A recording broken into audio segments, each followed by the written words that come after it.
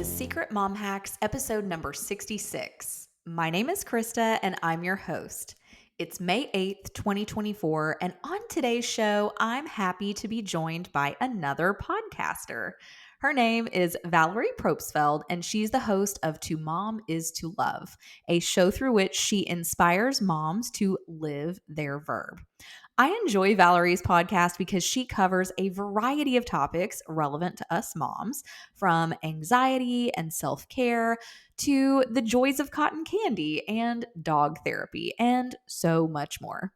I really enjoyed my conversation with Valerie. We talk about her book, why we both love running, embracing imperfection, a powerful lesson from Mr. Rogers, and so much more. But before we get into that, I just want to say thanks for tuning in, Mama. I started this podcast because babies don't come with instructions. As of this recording, I am chasing around a 5-year-old that no amount of Googling, mom groups, or books were able to prepare me for. There's a lot of stuff people don't talk about when it comes to pre-pregnancy, during pregnancy, and postpartum. And as someone who was previously terrified of all of the above, I'm here to help you pull back the curtain on all of it. And every now and then, it may get a little messy. We may share a little TMI, but that's why you're here, right? My goal is you'll leave every episode feeling refreshed, inspired, and hopeful, knowing you are not on this mom journey alone. Now, there's a lot of subject matter to cover when it comes to mom life, and we are covering it all. If you're not following this podcast yet, make sure you hit that follow or subscribe button wherever you listen to podcasts so you don't miss a single episode. You can also go to secretmomhacks.com, click that big yellow subscribe button, enter your email address, and every week's episode will be delivered straight to your inbox. Now, let's dive into my conversation with Valerie Probstfeld, host of To Mom Is to Love. Thank you so much, Krista. I really appreciate being on the show with you today. I love your podcast. And I became a mom, I guess almost a decade ago now. And I have 3 kids, 8, 5, and 3. And they are so much fun. And there's a lot of chaos in the house, but beautiful chaos, I like to say. And I try to be mindful, Yes. but some hours, I should say, are easier than others. And a lot of what I do is just embracing imperfection because life isn't perfect. And I think time and time again, especially since becoming a mom over the past decade, I've been shown that and the lack of control that I have. And I like to start out things with, like with my birth story. There's a lot I could say with it, but the main thing that I think really I realized was that before becoming a mom, I studied for motherhood like it was an examination. I have this personality of I'm just a perfectionist, I feel like, where I'm like, oh, I'm going to study for something. I'm going to get an A+. I had a childhood that my parents were doing the best that they could, but I wanted to do something different or a little different where I had all of these expectations of how I was going to be as a mom. And I think we all do to an extent of this is what I'm going to do differently than what I experienced or whatever that may be. And in school, prior to becoming a mom, I studied to be a nurse practitioner and I loved pediatrics. Like I loved working with kids and families. And I took all these classes for like child development and all of this. I'm like, oh, I am good to go. I am going to be an A+ mom. And so within 10 minutes after my daughter, my first, was born, she was taken to the NICU. And that illusion of control like just vanished. And I was like, well, I didn't study for this. I don't know what to do with this information. How am I supposed to react to this? Like, this is not what I expected. So, fast forward a few years and time and time again, I was shown that my emotions, I think, would get the best of me sometimes, which we all do. I mean, I remember in particular one day I scolded her and I felt like it was more yelling or it was a bit harsh. And I remembered I had like, one of those like Nest cameras or whatever. It was in the background. I'm like, you know what? I think I still have it on for some reason. And so let me check to see. I was just kind of curious, like, how did I sound? And I played it back and I was like, I sound exactly like my mom. And I remember a lot of what I wanted to do differently was not yell as much. I'm like, this is like what was in my head is not what I was hearing. And so that's really what made me be like, okay, I need to, not I need to, but I felt this strong calling to really work on how to lengthen the space between reacting and responding, because it was so short and really anything would set me off and whenever I lacked control. And as moms, there's a whole lot of things we can't control. And I had to really work through that. And I still work on it. But that's kind of what a lot of my goal was in working on that aspect. But also just with the NICU and being a nurse practitioner, like I've seen things from both sides. Like I've seen things from the provider side as well as the patient side. And I just felt like it felt different being a patient in the NICU and as a mom in general, I just felt very alone. Like I struggled also with like some postpartum anxiety. With my second, I had some postpartum OCD. And I just didn't feel like I could connect with anyone. And that made me draw inwards and not go outwards. And I think over time, I realized how important community is and how important friendships are. And so that's a lot of why I started writing as well recently in this podcast, because it's like I want other moms to know that we're not alone and that what I needed was like a mom friend. And I want to be a mom friend and community to other moms. And I feel like, Krista, that's what you're doing as well. And I just love that. And I think that it's so important for us to know that we're not alone. Thank you. Yes, that's definitely a huge inspiration behind my Yes. podcast because it can feel so isolating and like you're on this island because it's 2 o'clock in the morning and you've been woken up because your baby's hungry and you're sitting there and you're tired and they're tired, but they're hungry. And so you're nursing them. And then it's like, well, then, but they don't really want to nurse. And then they really just want to be held. And it's like, oh my gosh, is anybody else I going know. Yes. and and what can we do to just like, okay, ease all of this and help everybody Yes. feel supported and like, maybe try this, maybe try that. It may not work for you, but it Hmm. may. And if we're not sharing our stories or sharing other moms' stories, then how do Yeah. we know? Yeah. So I can say the same about your podcast. I feel like you're just sharing so many great Oh, thank perspectives with you. what you're doing too, which we're going to get into Yeah. in a moment. Well, what is something no one told you about being a mom? I think that there's so many things that are people tell you all the time of all of this, like it's going to go fast and all this stuff. But I was contemplating on that recently. And I think simplicity is underrated. And I think that's what I'm going to go with that answer, Krista, because I think that a lot of times we in life want it to be easy. But I think simple is underrated. Like I almost want to embrace simplicity in my life as much as like kind of like embracing that imperfection of we don't necessarily need all of these big things and like I can give my kids a stick or whatever.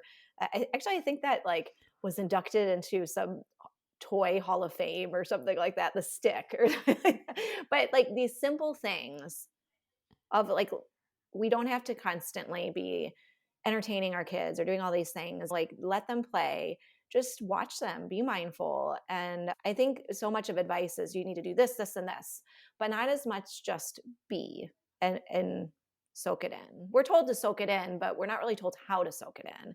And I think maybe that's part of that, going back to simplicity. And I actually looked up the definition of simple, and it's actually not that simple because there's 12 definitions of simple. So like, that's funny that we can't even. Who knew? Yeah. So it's just, That I is know. So I'm like, funny. I'm going to write a little bit about that because I think that's crazy. I mean, because easy, I think that's different. Easy is, I don't necessarily want easiness, but I do want more simplicity in my life, if that makes sense.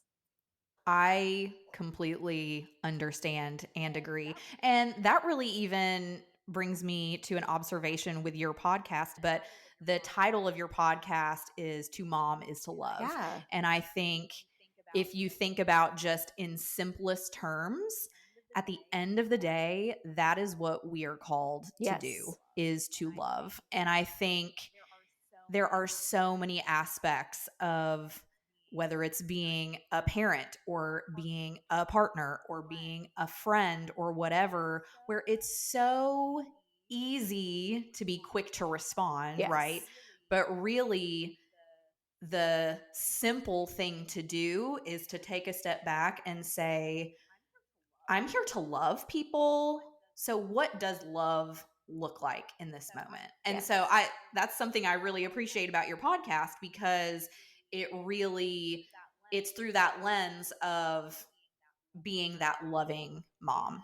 And so many times they just need a hug. They just need to know you love them. Mm. They need to know they're loved, which brings us back to the name of your podcast. I really appreciate the topics you're covering on there, from mental health to pet therapy, which is Yes. so cool. And I'm just curious if you can share the inspiration behind starting your podcast and ultimately what you hope to achieve Yeah, with it. thank you so much. I think a lot of what started I know for my podcast itself, I started doing that after my writing. And my writing started in the NICU, and I thought it was interesting. And it wasn't like when I was in the NICU I was writing this, it was shortly after, when I was just kind of writing my thoughts and like all kind of just feeling just so many feelings, right? I mean, as a mom, even if you aren't in the NICU, we have a lot of hormones and a lot of emotions. We're not getting sleep. We're feeling alone. I just needed to get all that out. And so I was writing about when I was there and how everyone called me mom. And it was just kind of annoying after a little bit, because we were there for a little while and no one would ever call me by my name, Valerie. And I remember that as a healthcare provider. I don't think I called anyone by their names, like the parents, like I would say mom. And I was getting that. And so it kind of like that provider patient thing. I'm just like, oh, I can see it from the side. And so I was like, Mom, do you need help? And all this stuff, which mom is a beautiful name. Mother is a beautiful name and I love it. But it doesn't take away from Valerie. And so I looked up, and I like to look up words as like with the simple thing. And I'm like, well, let me look up what mother means. And so I thought it was interesting that mother is a noun, but also a verb. And the verb to mom or to mother means to give birth, to allow one to rise, or to care for or protect. And when I was thinking about that, I'm like, what allows oneself or a family to rise, care, and protect? And that's love. So, really, like to mom means to love. And I kind of just thought of that as I was writing. And I just continued to write about that, and how we had this birth certificate that we so carefully fill out for our baby, but we really have our own birth certificate as well. And we are mom, and we do have this title, we do have this noun, and society has expectations of mom, and ourselves, our own inner critic or whatever that may be, has expectations.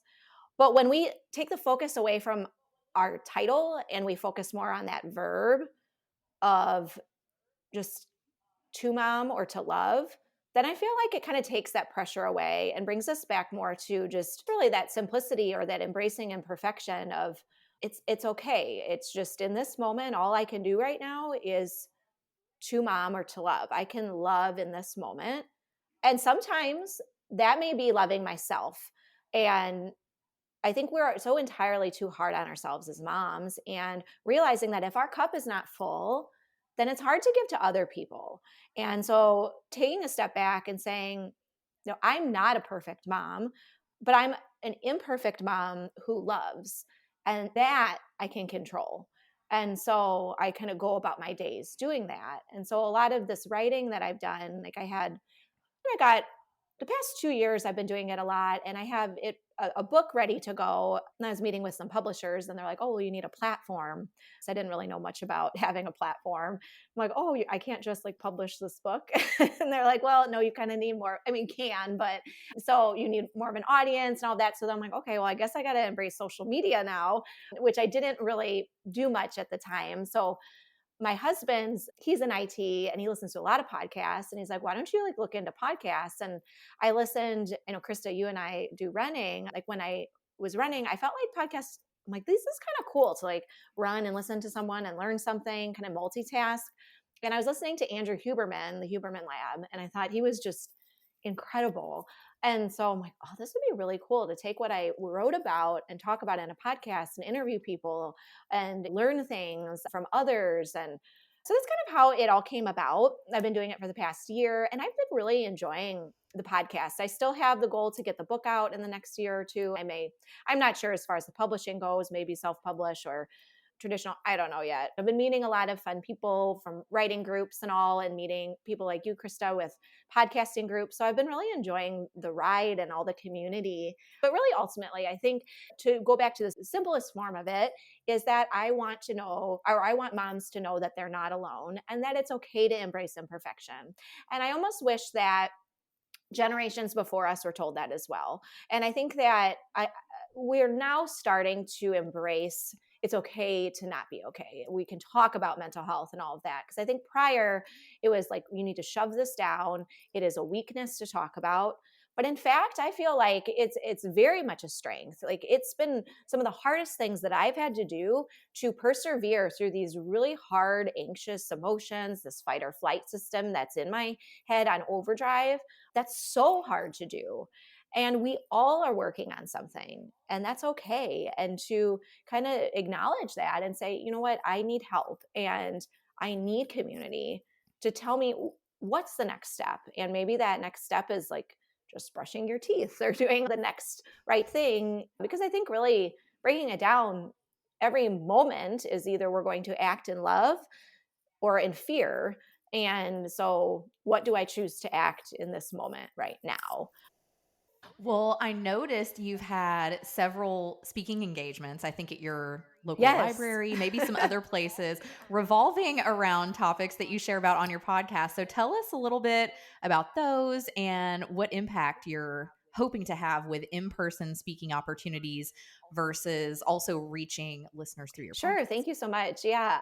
I love this question because I didn't think about the difference between like the in person, the more smaller events, and more of the virtual events. And I think it goes back to I'm a musician and I play the flute, and I don't really do it much now, but I love to have those intimate, I guess performance would be the word in music, but in these library events, they're not really a performance. They're just a chat and being able to get up in front of a few mom friends or make a few mom friends and talk about what are we struggling with right now? Like, what is it that, how can we understand our brains a bit more of, I have chocolate almond, like I love chocolate almonds. They're so good. And so I'll usually get them before these presentations and I'll show them a chocolate almond. And that symbolizes the amygdala in our brains that is like deep within our skulls, and that fear center. So that fight, flight, or freeze center is ultimately comes from this little almond shaped thing. And it's just incredible to think that this little thing affects so much of our life, so much of the world, and so much of history. It's wild. And so we talk about that, and we talk about mental back roads and highways, and how can we take a different road. A lot of times our mental highway is reacting to this fear of whatever that is, if it's a real fear or like a real threat or a false one.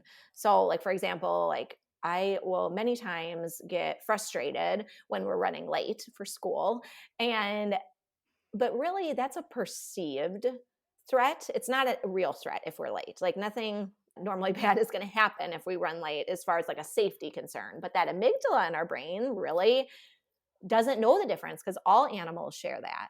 And so it's essentially saying, oh, we're in danger. Let me sound out that alarm and increase that fight, flight, or freeze hormones to make us do those things to survive.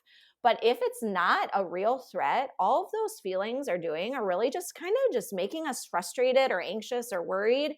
And we're focusing more on the feelings as opposed to what really we need to just take a back road in our brain of something different, like maybe being mindful in the moment or having gratitude, saying like, this isn't going to be the case for forever. Like they're not going to be young for forever. They're not going to want to spend time with me getting ready in the morning. So kind of reframing that and practicing those back roads. So we talk about that, and we also talk about self-love.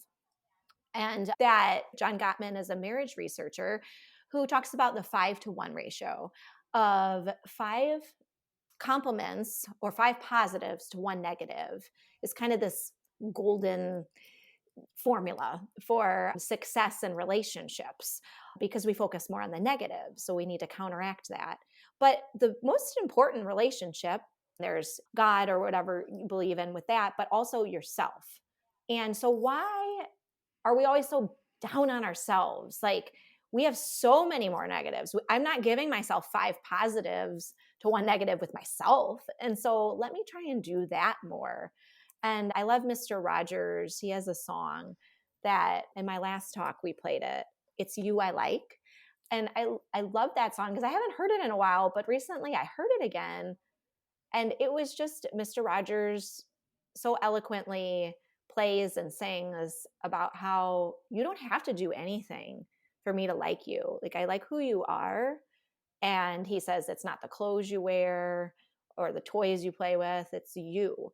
So, sorry, that's another long-winded answer to your question, but that's kind of like, No, that's yeah, that's what perfect. we talk about. And so I hope to just achieve with these smaller speaking events or these virtual events. It really is kind of the same goal of just knowing that we can do this together.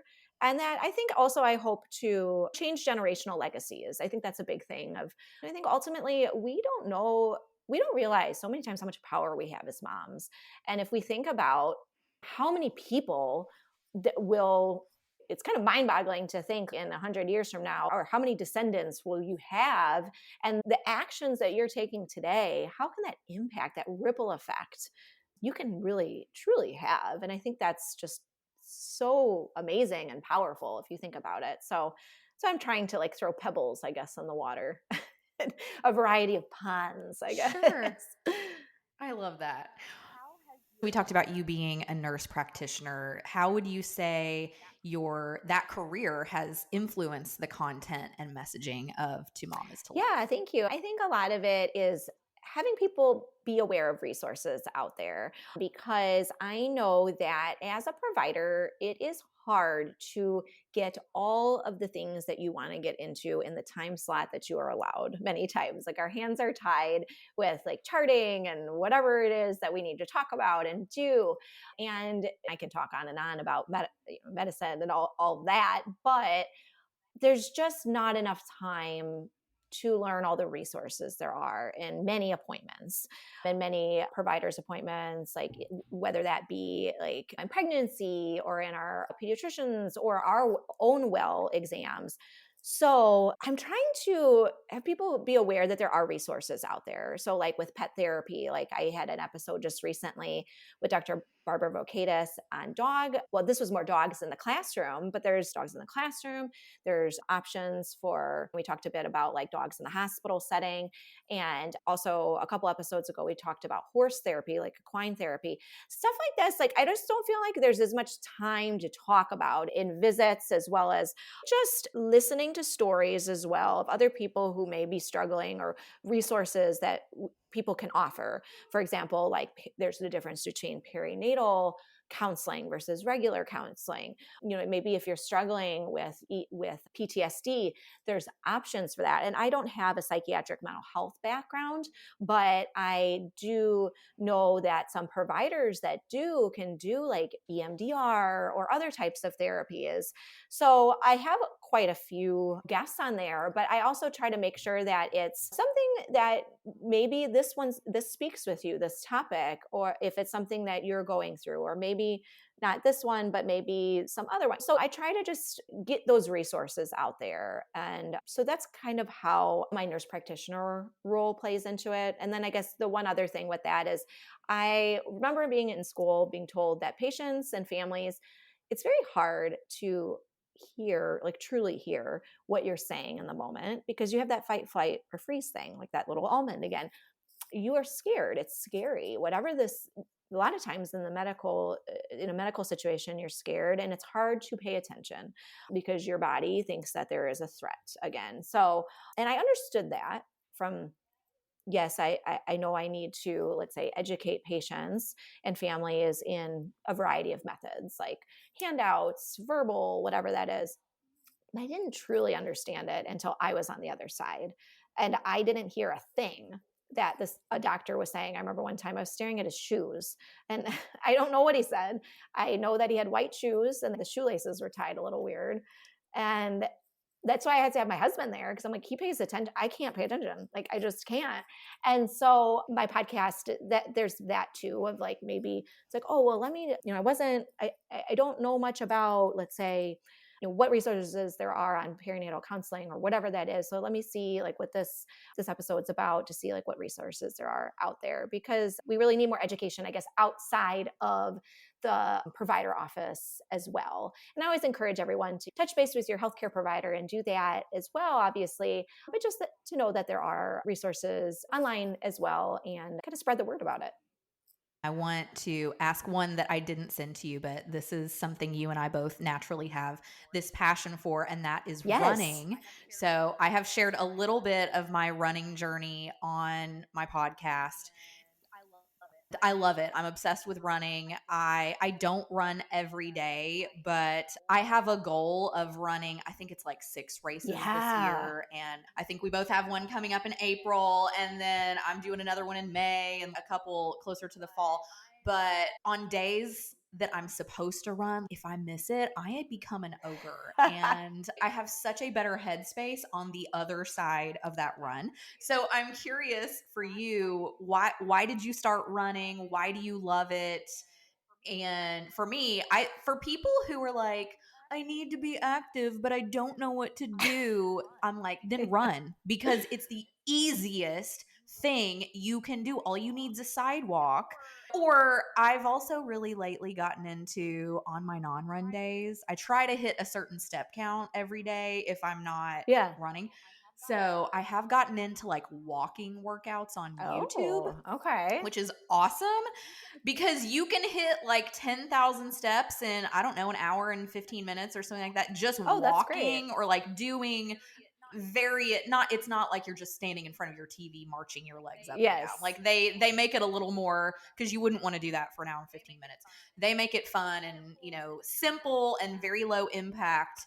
But for I think a lot of people and especially us moms, we're so stinking busy, Yes. like, just I don't have time to work out, and I use that as an excuse for a very long time, but then this ties in to a little what we were talking about before we started recording, dealing with some anxiety issues. They were like, "You need to be moving somehow." So if you're not playing a sport, which I don't have time for that, Yeah. like a doctor recommended looking into jogging or running. And so I was like, maybe this is a sign. Yeah. And so now I'm just obsessed with it. So I'm curious your running Oh, yeah, story. thank you. I totally agree with all of that. I love running, and I actually wasn't a runner back in the day. I mean, I was active, but no, not really in any organized sports back in high school. I wish I was. I always loved soccer. Yeah. Same. I wish I had been Yeah, too. but I think, as a musician and my mom and dad, I was good at that. I liked playing the flute, but I didn't wanted to be on the soccer team and not in the band. Like, I remember like being like, I don't want to do this, but I mean, I'm glad I did all those things and all, but that was very much like I was more in that as opposed to sports. So when I moved to Austin, this was after grad school, I saw how active the city was. Like I'm from the Chicagoland area, and then I went to grad school at Yale in Connecticut, and then we just randomly, one of my friends and I, we were like, let's move to Austin. It sounds like a fun city. So, and it is a fun city. And I saw every weekend so many people. It looked like the entire town ran on this. People call it different names: Town Lake, Ladybird Lake. But have you been to Austin, Krista? Once, probably over 10 years Okay. ago, 8 or 10 years ago. Yeah, it's been a Yeah, yeah. while. I mean, it's a small enough city that, but it just seemed like that was the thing to do. So I'm like, well, I guess if this is the thing to do, I'm going to do it. So I met a few friends who they would run on this, and I could not keep up with them. And they were training for half marathons or whatever. And I'm just like, just keep going. It was really just starting with them that I needed that accountability. So I did it, and then they invited me to run a half marathon in San Antonio the following year. And I was like, I don't know if I could do this. But they're like, you can do it. Like, just we'll teach you how to do it. And so I did. And it was great. But I don't think I would have gotten to that point if I didn't have that accountability to know that, like, oh, I can do this. Like, I think there was very much oh, I'm not a runner. I'm not doing this. But when someone told me, yes, you can, I just need to show you how, then it made more sense. And so I did that. And that was 12 years ago, I think 13 years ago now. But for a long time, just with motherhood and life, I would run every now and then. But I think with babies and nursing and pregnancy, I just didn't do it as much. But 2 years ago, I started thinking more about it because my kids were getting a little older. I'm like, I keep telling people I'm going to run another half marathon because I really liked it, but I wasn't doing it. And so that James Clear Atomic Habits book, I don't know if you're familiar with that one. He talks about like making habits easy. So running, like you're saying, it's easy. Like you can just go out of your door and do it. I mean, obviously, when you have your kids, like you have to figure that part out. But I would do that. I would try to make it as easy as possible. Like if I would drop one off and I had the other one, I'd have the stroller in the car. I'd be ready to go. And we would just go running. And we'd go like in the Chicagoland area, there's a bunch of forest preserves. So we just go. And I signed up for a half marathon in Sedona, Arizona, because I'm like, you know what? I want to go to Sedona because I've never been there. I hear cool things and it's going to motivate me to run because it's a cool place. So I'm like, I'm just going to do it. And I kind of do that with life. I just do it. Some people thought I was nuts, but it actually was the coolest experience. Like I trained for it. And that was last year I did it. And it's so amazing. Like I totally recommend the Sedona Half Marathon. It's every February. But I just love it. I mean, I think that it helps with my mental health. And truly, I feel like it is almost like my brain is getting a bath in new blood because like I'm moving my body. I feel different. I may not want to go, but once I do, I'm like, oh, I'm glad I did. And it's that practice. And I think that's a lot of even in our brains, like lengthening that space between reaction and response. It's the same thing. I may not want to do this, but if I just force myself to do it, I'm going to feel better.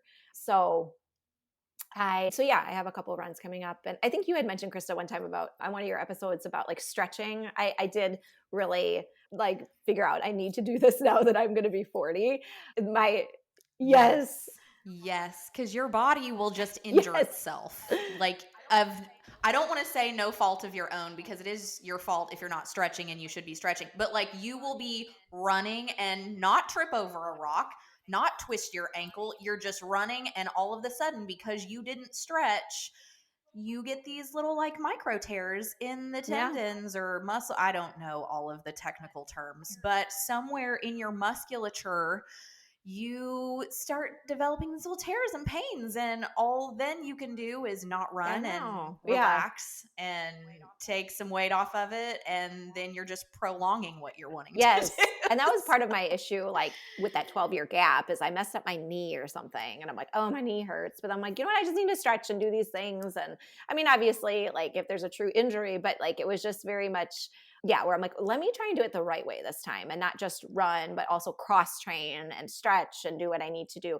I really like Hal Higdon. That was the guy that I looked up. He has a great website that gives you like a schedule of how to plan out a longer run. So I would just put the date of the run on my calendar and then work backwards from there. It's like usually like an 8-week training thing. And then if I crossed it off, I think I love crossing things off on my calendar. I have a paper calendar because of that, because there's just this great feeling of, oh, I got that done. And like, it's maybe my type A personality with that. But that helped me though. Like that was something that helped where I'm like, okay, Monday I ran 2 miles today. I'm crossing it off. And now I know Wednesday I'm going to run 3 miles. And if Wednesday for some reason doesn't work out, that's okay. It's still on my calendar. I'll do it on Thursday and then I'll cross it off, giving myself that grace as well. So yeah. Sure. And I love running outside too. That's always fun. Yeah. Same. I will run on a treadmill every now and then, but that's usually if it's raining cats and dogs Yes. outside. Okay, I'll head over to the Y. Let's run. But if it's a little drizzle, like Monday here was a misty rain, but I ran, I think it was 4 miles on Monday in the misty drizzle, and I had to have a good running Yeah. raincoat, and I didn't get wet at all other than the sweat Yes. that had accumulated on my shirt. But that was so nice too, because it was so quiet outside. It was just a little, like I said, misty drizzle, but I had the sidewalks to Mm, myself. It was nice, very yes. calming to me. Yes. Let's talk about, how do you keep it all together, and what is one tip or trick or piece of advice that you'd share with another mama right Mm. now? Well, I think that many times I don't keep it all together. I think that it's okay to admit that, like, there's a lot of times that the train is moving and we are going, but then, for example, this morning, like, I was getting them ready for breakfast. I had all three of them. They were all sitting down. It was wonderful. We were reading a book together, and it was a library book we need to return. I'm like, I got this. We're having a great morning. And then my son goes off, puts roller skates on, and is roller skating inside all of a sudden. And then my two daughters go upstairs, and one of them breaks this toy that they just got. I'm like, what just happened?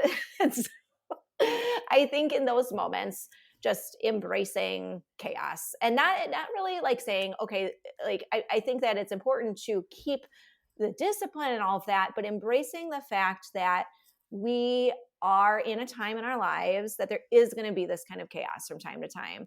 But there is beauty in the chaos. And I can laugh about this. I can say, remember that time that my son was rolling around in roller skates? And, I think just taking myself less seriously, taking life less seriously, because it's okay. I mean, it's okay. I had a diaper. I remember a year ago when I started this podcast, there's a diaper in our chandelier. And I'm like, how the heck did that get there?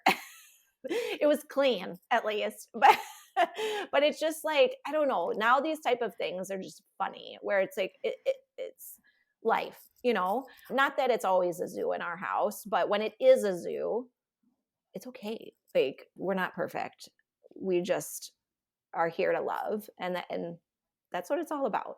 So the advice I'd give for moms, I don't know. I mean, I think everyone's so different, but I think for me, I looked up a value list, and I know like James Clear has talked about that, and I've heard a couple other books like 7 Habits of Highly Effective People. It's a very long read, but I do like that book. They talk about identifying your self values, and values is a very elusive term, but if you look up on the internet value list, you'll get usually this like 50 a document with like 50 words on it of adjectives of like learning, exploration, wisdom, kindness, service.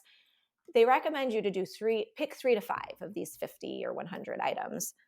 And those are essentially your self values.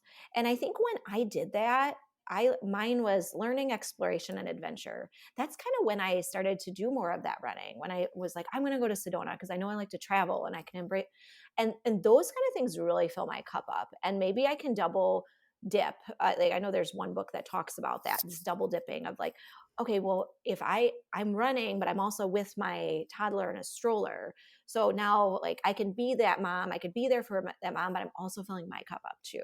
So kind of being creative, but knowing what your values are, because everyone's different. Like, you may not necessarily like to, or it may not fill your cup up to go out to Sedona and do this.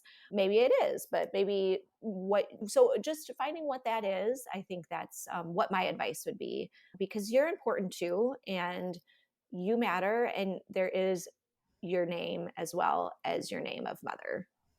I love that. That's Oh, perfect. thank you so Perfect. much. Anything you want to share that I didn't ask that I should have I asked? don't think so, Krista. I mean, I think you asked a lot of great questions, and I really appreciate you giving me the time to talk about it. The only thing I would say is, if your listeners want to check out any episodes I had talked about, you can check out my website. It has like everything on there, the Sure. twomamistolove.com. And you can go like to my podcast from there, or you can search it on Spotify, Apple, and Google. And it's Two Mamas to Love with Valerie Probstfeld, NP.